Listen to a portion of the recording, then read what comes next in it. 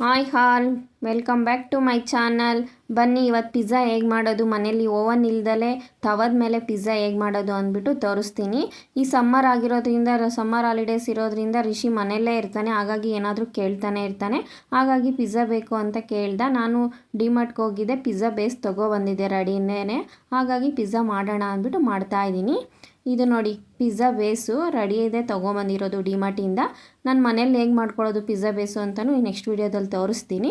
ಮತ್ತು ಇದು ಮನೆಯಲ್ಲೇ ಮಾಡ್ಕೊಂಡಿರೋ ಸಾಸು, ಪಿಜ್ಜಾ ಸಾಸ್ ಇದು. ಮತ್ತು ಚೀಸು, ಬಟರು, ಮತ್ತು ಸಾಸ್ ತೊಗೊಂಡಿದ್ದೀನಿ, ಟೊಮೊಟೊ ಸಾಸು. ಮತ್ತು ಈರುಳ್ಳಿನ ಈ ಥರ ದೊಡ್ಡ ದೊಡ್ಡದಾಗೆ ಕಟ್ ಮಾಡ್ಕೋಬೇಕು. ಮತ್ತು ಇದು ಮೈನೀಸು, ಮತ್ತು ಕ್ಯಾಪ್ಸಿಕಮ್ಮು, ಟೊಮೊಟೊ ಇಷ್ಟು ತೊಗೊಂಡಿದ್ದೀನಿ ನಾನು. ಚಿಕನಿಂದ ಮಾಡ್ಕೋಬೋದು, ಸ್ವೀಟ್ ಕಾರ್ನಿಂದ ಮಾಡ್ಕೋಬೋದು, ಪನ್ನೀರಿಂದ ಎಲ್ಲ ಮಾಡ್ಬೋದು. ನಾನಿವತ್ತು ಟೊಮೊಟೊ ಮತ್ತು ಕ್ಯಾಪ್ಸಿಕಮ್ಮು ಯೂಸ್ ಮಾಡಿಕೊಂಡು, ಈರುಳ್ಳಿ ಯೂಸ್ ಮಾಡ್ಕೊಂಡು ಮಾಡ್ತಾಯಿದ್ದೀನಿ. ನೋಡಿ ಪಿಜ್ಜಾ ಬೇಸ್ಗೆ ಫಸ್ಟ್ಗೆ ಪಿಜ್ಜಾ ಸಾಸ್ನ ಈ ಥರ ಸ್ಪ್ರೆಡ್ ಮಾಡ್ಕೊಬಿಡಬೇಕು. ಆನಂತರ ಚೀಸ್ ಇರುತ್ತಲ್ಲ ಅದನ್ನು ಹಾಕ್ಕೊಳ್ಳಿ.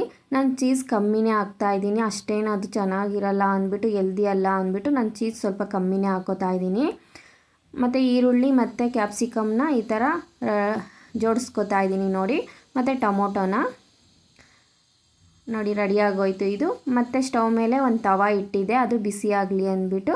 ಅದು ಬಿಸಿ ಆದಮೇಲೆ ಸ್ವಲ್ಪ ಬಟರ್ ಹಾಕ್ಬಿಟ್ಟು ನೋಡಿ ಈ ಥರ ಎಲ್ಲ ಇದು ಮಾಡ್ಕೋತಾ ಇದ್ದೀನಿ, ಸವರ್ಕೋತಾ ಇದ್ದೀನಿ. ಆನಂತರ ಅದಾದಮೇಲೆ ರೆಡಿ ಮಾಡ್ಕೊಂಡಿರ್ತೀವಲ್ವ ಪಿಜ್ಜಾ ಬೇಸ್ನ, ಅದನ್ನು ಇಟ್ಬಿಟ್ಟು ಒಂದು 10 ಮಿನಿಟ್ಸ್ ಕ್ಲೋಸ್ ಮಾಡಿಬಿಟ್ರೆ ಸಾಕು. ಸಿಮ್ಮಲ್ಲೇ ಇಟ್ಕೊಂಡು ಇದು ಮಾಡಿಬಿಟ್ರೆ ನೋಡಿ ರೆಡಿಯಾಗಿರುತ್ತೆ.